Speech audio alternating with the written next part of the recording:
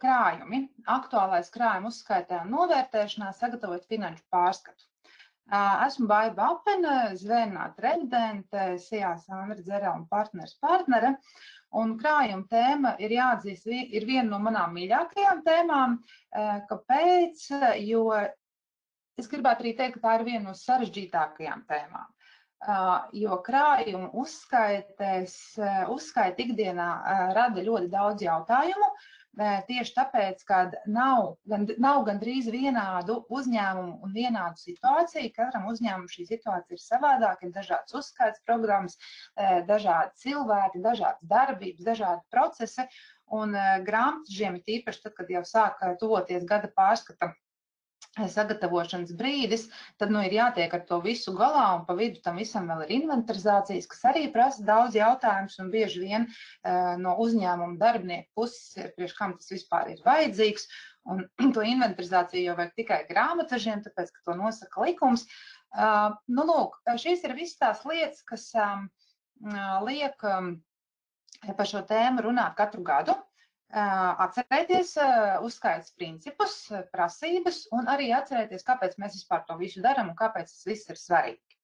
Lūk, tāpēc šodien mūsu saturs semināri ir par to, tad mēs vēlreiz izrunāsim, kas tad pēc būtības ir krājumi, tad pēc ekonomiskās būtības, kas ir krājumi un kā mums tas ir jāuzrāda finanšu pārskatos, kas ir tas brīdis, kad mums ir jāatzīst krājuma bilancē, un kas ir tas brīdis, kad mums krājumi ir jāatzīst peļņas vai zaudējuma aprēķinā.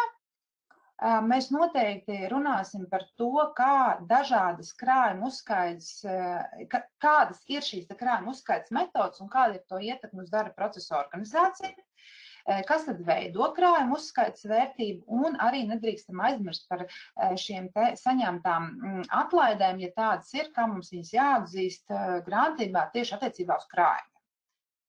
Vai tātad krājuma inventarizācija ir tikai normatīva akta prasība, un kā jau es minēju, bieži vien tas viedoklis, ka tas jau ir vajadzīgs tikai grāmatvežiem.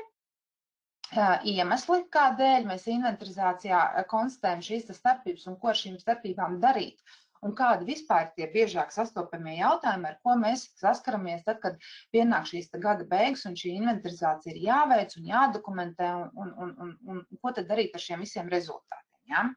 Un kādas korekcijas mums ir jāveic grāmatvedības uzskaitē, un, protams, ļoti, ļoti aktuāls jautājums jau pēdējos 2 gadus tieši tāpēc, kad mums ir ļoti strauji mainīgi ārējie vides apstākļi, gan ģeopolitiskie, gan arī, kā jau mēs zinām, šī Covid ietekme, ja, tātad mums ir jāmāk un jāspēj identificēt pazīmes attiecībā uz to, vai mums krājuma vērtība bilances datumā ir atgūstama, tātad vai nepastāv šīs vērtības samazinājuma pazīmes, un ja pastāv, tad ko ar tām darīt.